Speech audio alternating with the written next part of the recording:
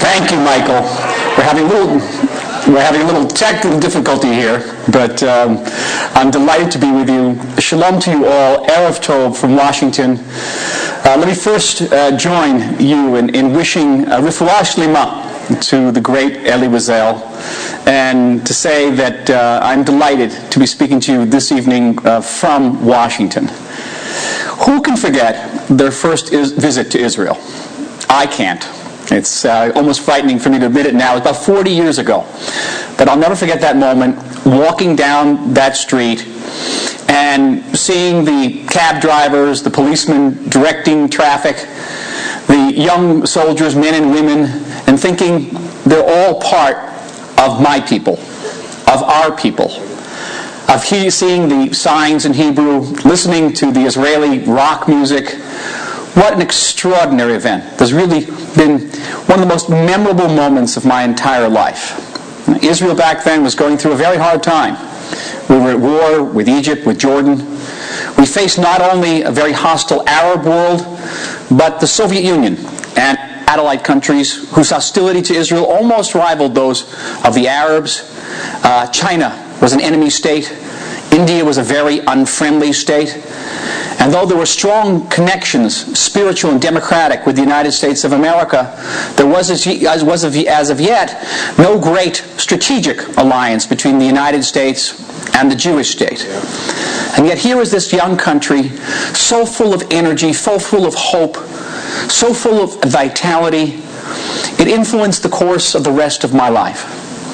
I came from a suburban Jewish home, probably much like so many of yours, with a modicum of Jewish education, a little bit of knowledge of Jewish history.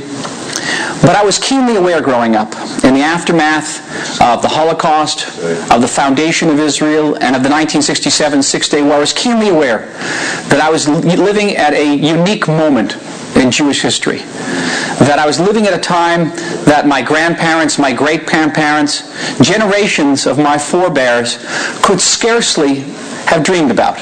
I was living at a time where there was a sovereign, independent, proud, and vital Jewish state in our historic homeland, the land of Israel. And I thought to myself, this is a wonderful opportunity. This is the opportunity for Jews to take responsibility for themselves as Jews. I'm often asked to define Zionism. Zionism, the definition for me is very, very simple. It's Jews taking responsibility for themselves as Jews. And in Israel, we take responsibility for ourselves. We take responsibility for our light posts, for our sewer systems.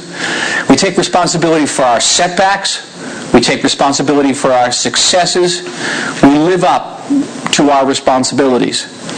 And Israel, over the course of now nearly 63 years, has accepted responsibility after responsibility. We've taken responsibility from absorbing many times our original number of our Jewish brothers and sisters from around the world, from 70 countries, many of them from very underprivileged and hardship backgrounds. We've taken them in and we absorbed them.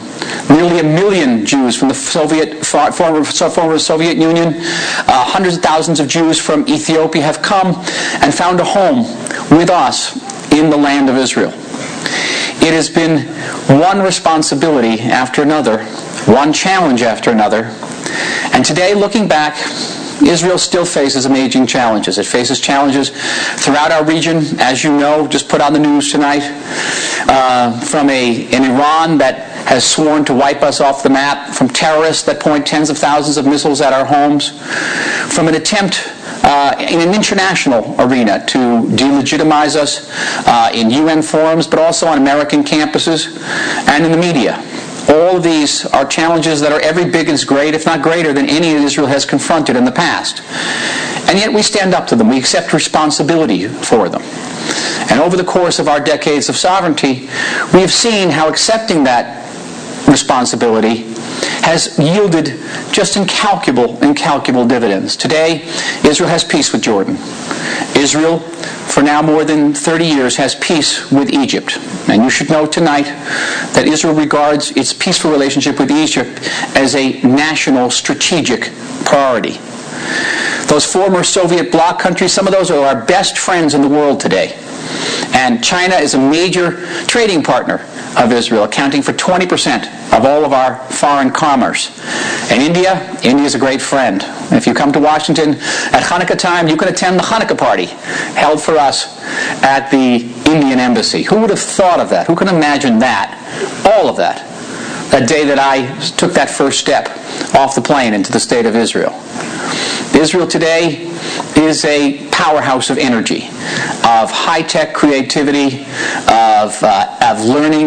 We have more Nobel Prizes, more scientific papers, more technological patents, more engineers, more doctors than any other country per capita in the world. And yes, Israel today is the great strategic partner of the United States of America. It is the relationship between Israel and the United States is one of the deepest and most multifaceted relationships that this country, the United States, has had with any other foreign country in its post-World War II period. Again, who could imagine it? With all of the challenges, all the threats we face, you got to pinch yourself. You got to pinch yourself and say, I happen to be alive at the most extraordinary and most fortunate time in Jewish history, certainly for the last 2,000 years. By being a part of the Birthright experience, understanding that the Birthright experience is just the beginning, that your relationship with Israel continues, that you too are part of this extraordinary drama that we call the State of Israel. And through your connection to Israel, you will be able to connect more deeply to your Jewish heritage, your Jewish past, your Jewish faith, and to your Jewish community here in the United States, as well as in Jewish communities throughout the entire world. We, of course, welcome you back at any time, in any capacity. The State of Israel is there for you.